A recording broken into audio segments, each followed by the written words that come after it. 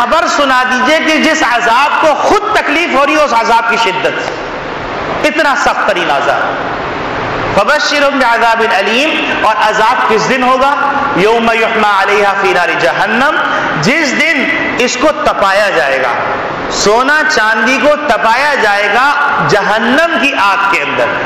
الفاظ پہ غور کیجئے، ایک آگ ہے اسٹیل مل کی جس کو سب کھا رہے ہیں، ایک اسٹیل مل کی آگ ہے، اور ایک آگ، حالانکہ یہ جو آگ ہے اسٹیل مل کی سب سے ہائی کلاس آگ ہے، اگر آپ دنیا کے اندر جو آگ آئی ہے اس کی حقیقت سمجھیے تو اس کی حقیقت یہ ہے کہ اللہ میاں نے جہنم سے کھجور کی گٹلی کے اوپر جو بال کونے پہ لگا ہوا ہوتا ہے اتنا سا ریشہ جہنم سے اٹھایا اور اپنی رحمت کے دریا میں 70 مرتبہ اس کو ٹھنڈا کیا، پھر دنیا میں بھیجا، بھیجنے کے بعد ایک پہاڑ کے اوپر اس کو رکھا تو وہ پہاڑ اس کی تپش سے پگھل گیا اور اس نے اپنے اندر صرف اس کے بخارات کو کنسیو کیا، اپنے اندر محفوظ کیا، اور اللہ میاں نے اس ذرے کو واپس بلا لیا۔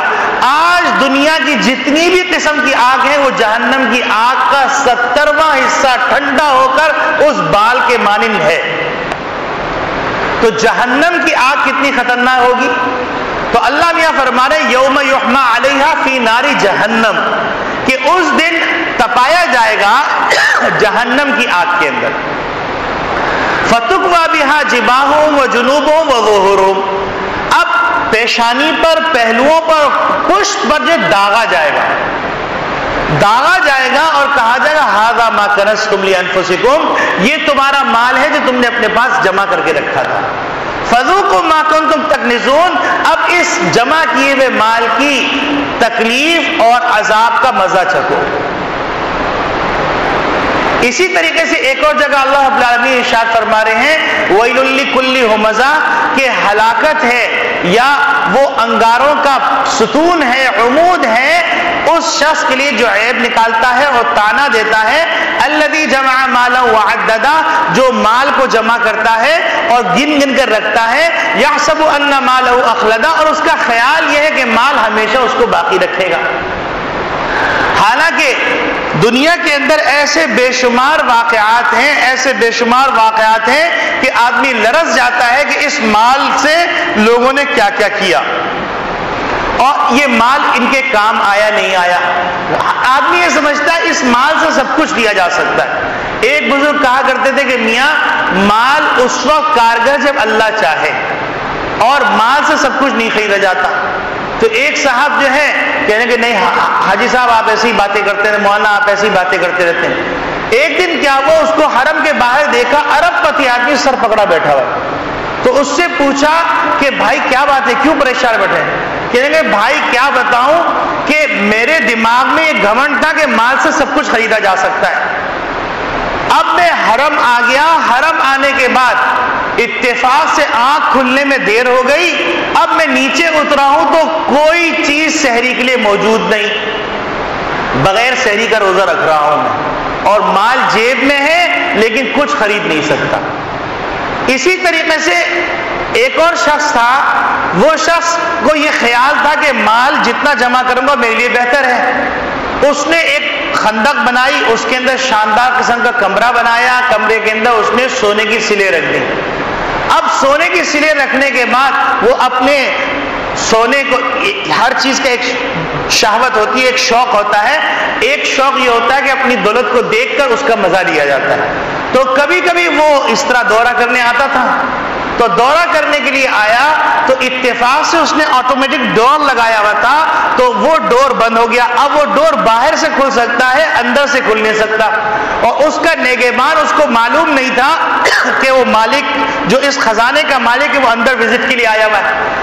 ہوا سے دروازہ بند ہو گیا، اب وہاں پر سونا موجود، چاندی موجود، ہیرے جواہرات موجود، لیکن اس کی جان بچانے کے لیے کوئی موجود نہیں۔ وہاں اپنے سونے کے اندر، چاندی کے اندر ایڑیاں رگڑ رگڑ کے مر گیا۔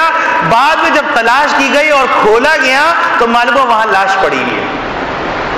تو میرے عزیز دوستو بھائیوں، اللہ رب العالمین فرما رہے یحسب ان مالہ اخلدا، مال جمع کر کے رکھتا ہے اور خیال کرتا ہے یہ مال اس کو ہمیشہ رکھے گا۔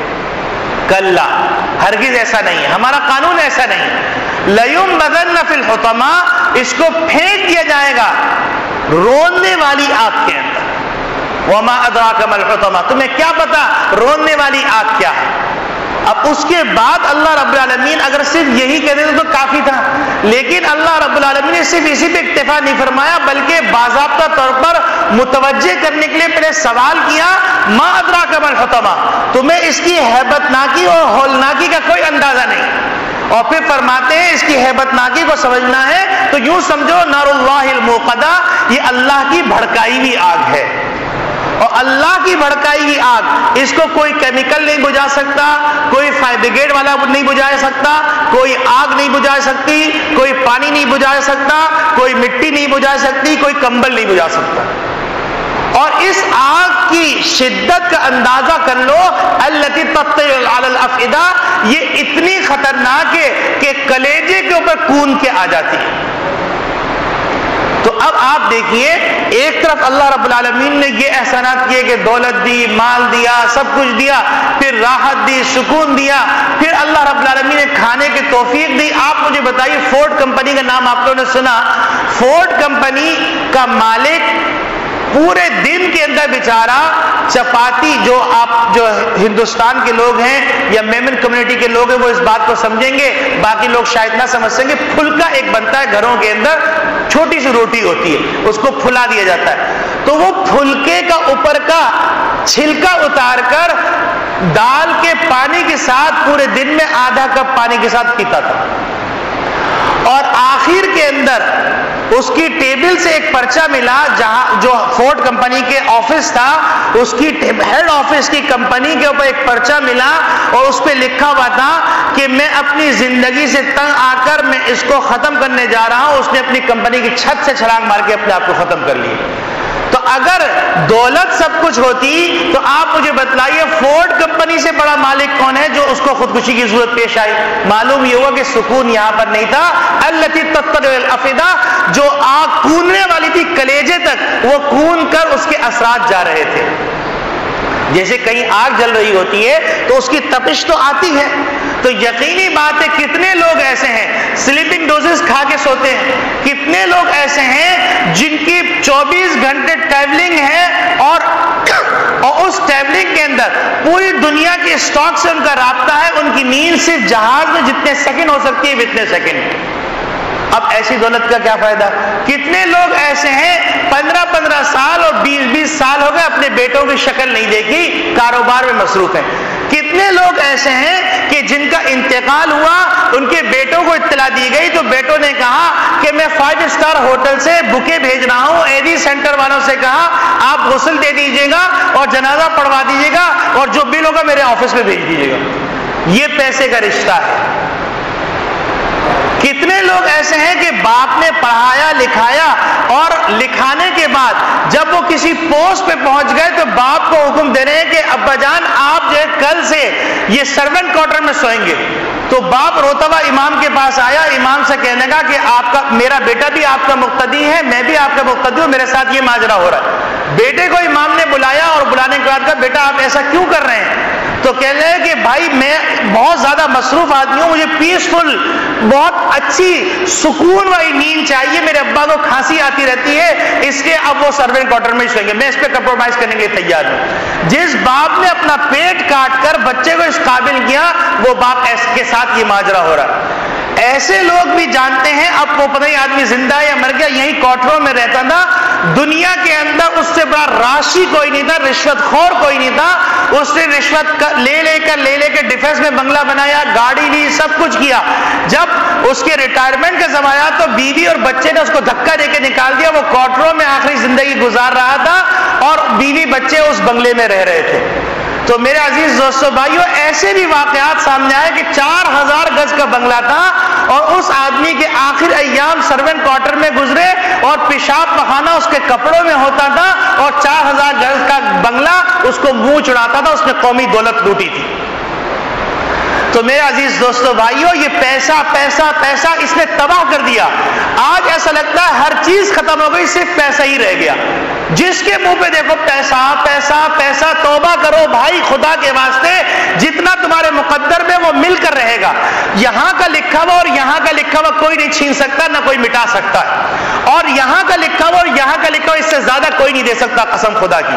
لیکن آج ہر میڈیا نے، ہر ایک نے، چونکہ دنیا کا ایک فلسفہ یہ ہے کہ دنیا میں زیادہ لگا دو تو تمہاری چیزیں سیل زیادہ ہوں گی. تو اب ہر ایک کمپنیاں انویسٹمنٹ کر رہی ہیں، نئی نئی چیزیں لے کے آ رہی ہیں اور مختلف قسم کے پروگرام کروائے رہی ہیں. اس کے اندر کون بنے گا کروڑ پتی، کون بنے گا ارب پتی، کون بنے گا کھرب پتی. 5 لاکھ کا سوال ہے، 50 لاکھ کا سوال ہے. اب بچہ صبح سے شام تک دیکھ رہا ہے اور ڈراموں کے اندر، پروگراموں کے اندر ایسی چیزیں دکھائی جا رہی ہیں، لگژریز. اب کسی آدمی کو کسی حال میں قرار نہیں، بیوی پہ قرار نہیں ہے، بچوں پہ قرار نہیں ہے، گھر پہ قرار نہیں ہے، کاروبار پہ قرار نہیں ہے. اپنی بیوی اچھی نہیں لگ رہی، دوسرے کی بیوی اچھی لگ رہی ہے، اپنا کاروبار اچھا لگ رہا ہے، دوسرے کا کاروبار اچھا لگ رہا ہے. ارے تمہیں کیا پتا کون کس حال کے اندر. لیکن اصل میں ہماری آنکھیں الٹ گئی روشن خیالی کے نام پر. تو میرے عزیز دوستو بھائیوں، واپس ہمیں اپنے کپڑوں میں آنا پڑے گا. اور واپس جب کپڑوں میں آ جائیں گے تو پھر وہ وقت بھی یاد کیجئے کہ ایک کمرے میں 4 خاندان رہتے تھے اور ہنسی خوشی رہتے تھے. یہ پی آئی بی کالونی کے اندر جب